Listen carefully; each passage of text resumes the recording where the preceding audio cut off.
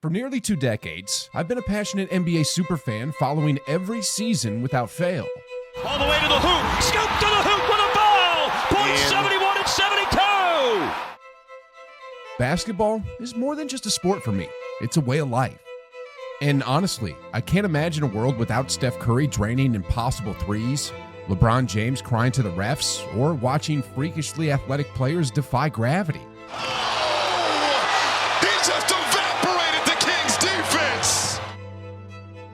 Lately, however, there's been a lot of buzz about the NBA losing its grip in the world of entertainment. LeBron is divisive.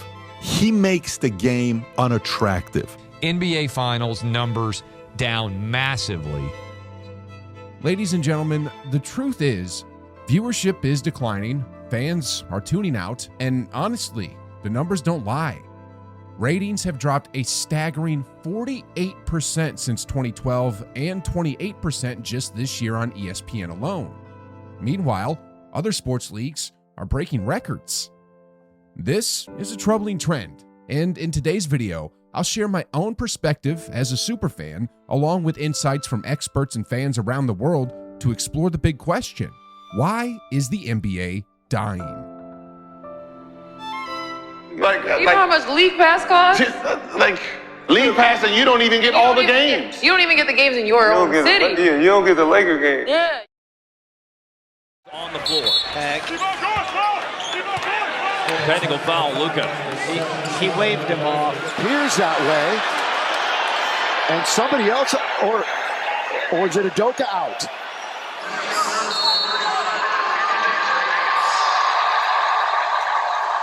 And Westbrook sneaks inside. 7 for Westbrook. Technical foul on Westbrook. Have you ever watched a game where an NBA player just gives another a simple glare, and boom, they're slapped with a technical foul? Or how about a player clapping in frustration, only to get hit with a tech? Oh, yeah. He really upset himself. Call for technical. It's crazy to think, but stuff like this is actually happening in the NBA right now. Turnaround jumper, foul Morant. And John's got to watch his reaction. He already is sitting on 1 technical foul. He's got ejected. I get it, this is basketball, not WWE, but the NBA and its referees have gotten so soft that even the slightest hints of drama get shut down with a whistle. And honestly, this is just one of the reasons viewership is dropping. Because here's the thing, drama sells. Pretty play, a 9-1 run, Minnesota. Oh, come on, man. No way. Come on, man. Take the UFC, for example. When Conor McGregor was in his prime and gearing up to fight Floyd Mayweather, the drama was off the charts. I mean, those press conferences alone were pulling in more views than some NBA Finals games. Don't believe me? Check this out. The Toronto press conference for Mayweather versus McGregor racked up 8.4 million views on YouTube alone. Now, compare that to the 2020 NBA Bubble Finals, which averaged just 7.4 million viewers. That's the power of drama, and yet the NBA wants no part of it. For example, Giannis got a technical here for simply looking at Al Horford after a dunk. Jason Tatum got hit with one here for just hanging on the rim after making a big play. And then here's Jokic, the league's best player, getting ejected over, well, basically nothing. This will be a technical. Oh, they threw Jokic out of the game. I get that the NBA wants to avoid another Malice in the Palace incident, but this complete lack of drama and technical fouls at every corner is turning fans away. Bulls fans booing the refs for ejecting Jokic shows how bad of a call it is.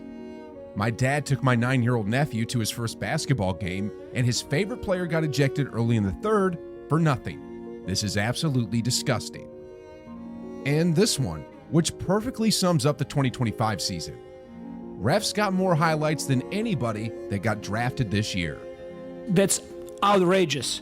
What happened tonight, this is completely BS. This is shame. Officials who are too quick to blow their whistles, eject players, or change the outcome of games while eliminating any possible drama are just one of the many reasons NBA viewership is in a free fall. We've got breaking news. LeBron is a Laker. Breaking news. Kevin Durant is headed to Phoenix. Portland is sending Damian Lillard to the Milwaukee Bucks. Giannis and Dame, that is a scary thought. Piggybacking on my earlier point about the lack of drama, another reason NBA viewership is dropping is the complete lack of heated rivalries. The other thing is the rivalries with the NBA. I'm not going to hold you. I want that. I miss that. I liked it when people didn't like each other and was really trying to go at each other.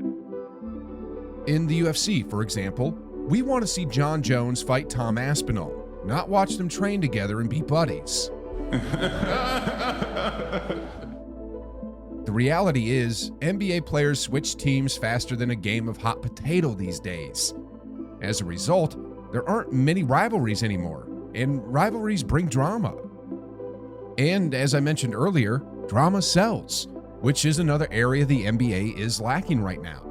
Maybe that's just that little toxic side of me, you feel me? I just like controversy. Not just individual players, but like doesn't even feel like there's team rivalries anymore. Like a Lakers-Celtics game, it's like whatever now, you know? Kevin Durant, for example.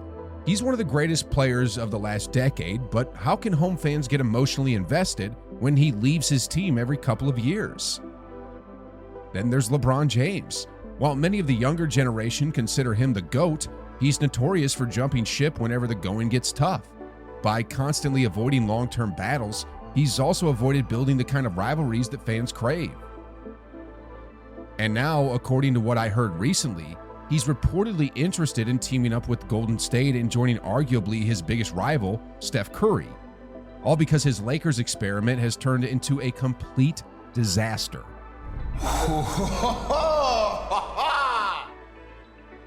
Where's the loyalty? Where's the drama? Then, like I said, whenever young players try to create rivalries, like Jalen Green and Cade Cunningham, the NBA is quick to blow the whistle and put out the fire immediately. Now finds Jalen Green! Oh, my goodness! He did it! Oh, he did it! Oh! As one fan put it, the fact they gave a tech for that summarizes everything wrong with today's soft NBA. God forbid somebody shows some emotion.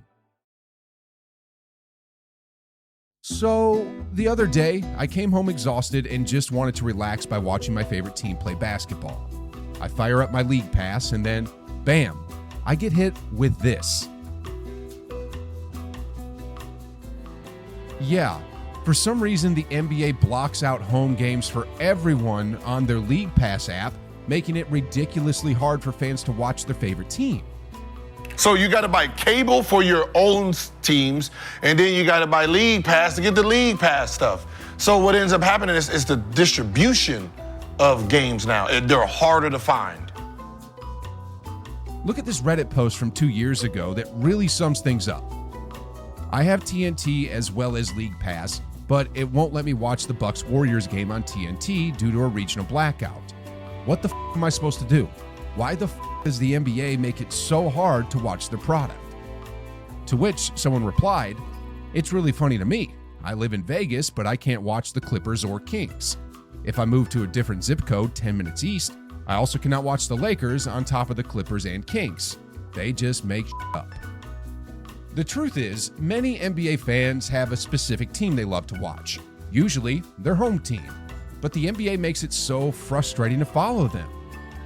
Oftentimes, you don't know if the game is going to play on League Pass, TNT, ESPN, or some other random channel. With all this hassle, it's so much easier to just tune into something else, especially in a world overflowing with entertainment options.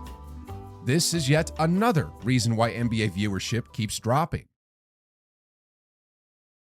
You know what I mean? Words was thrown out there that shouldn't be thrown out there between, you know what I mean, two men. And so that kind of just drew the line for me. And I'm one of those, once you're on one side, bro, you stay in there. You might be wondering why I included that clip of Paul George on his podcast, where he shares why he's no longer a fan of Chris Paul, in a video titled, Why the NBA is Dying. Well, let me explain, or better yet, let this man explain. So Podcast P, I want to pull this up before I say it. This season, 10 games played, 16 podcast episodes, salary $49 million. Are you getting paid for the podcast or are you getting paid to play? How you got more podcast episodes than games played, nigga? Story Mode featuring Jamal Crawford, the Drew Holiday episode, Season 3 premiere. Paul George has been dropping podcast after podcast on his Podcast P channel, and while they're great episodes, they highlight a trend among NBA players that they don't seem to care about the league anymore. To them, the NBA feels like a stepping stone or a paycheck. And you know what? The fans can feel that vibe. I don't like the NBA. Why not the NBA? I don't give a Anyway, when it comes to Paul George specifically, just listen to what this one Philly fan had to say. I just slept until 5 p.m. And I woke up and looked at my phone, and I see a Paul George podcast featuring Reggie Jackson. The day after Paul George drops 2 points and leaves the game with another leg injury.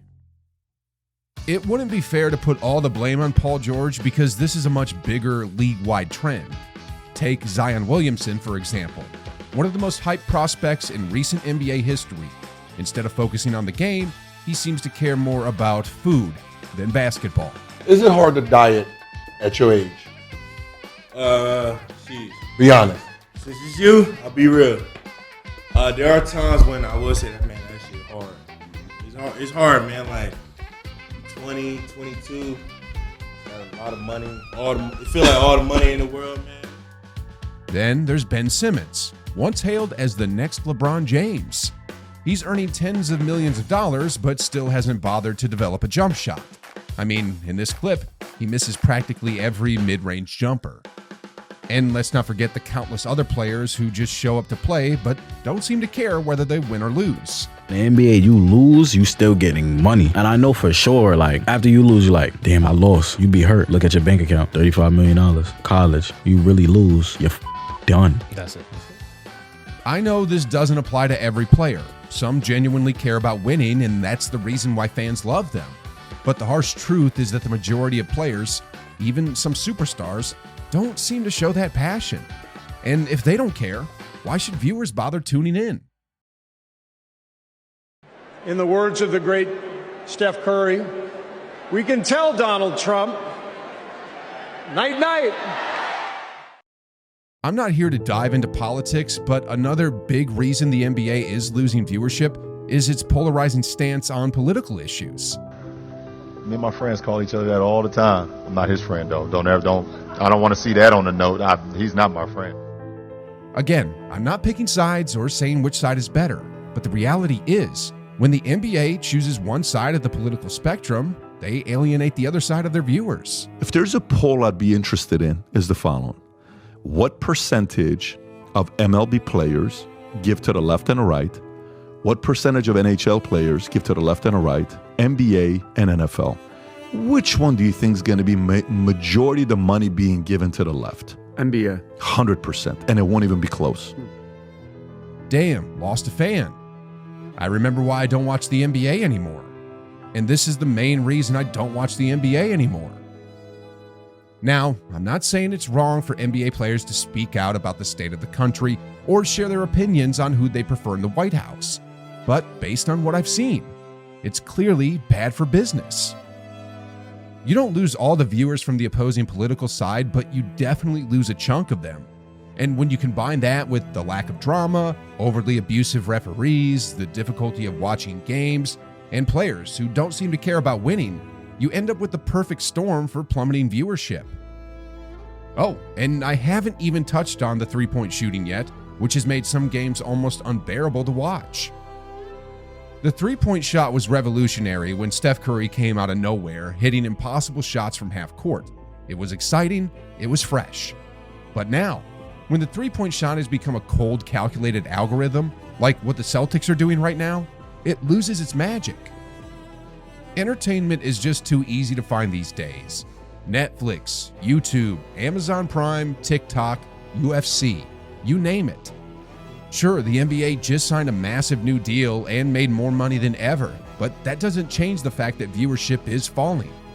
If the league wants to bounce back and dominate the entertainment world again, they need to seriously rethink many aspects of their business. Not that I'll ever stop watching, though. As a super fan, I can't get enough of the NBA. I mean, did you all catch the game where Jordan Poole took down Nikola Jokic in a showdown absolutely no one saw coming? On a night when Jokic dropped a career-high 56 points?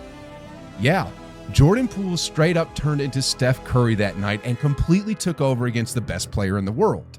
And if you're wondering what I'm talking about, don't worry, because I've got the whole story for you right over here.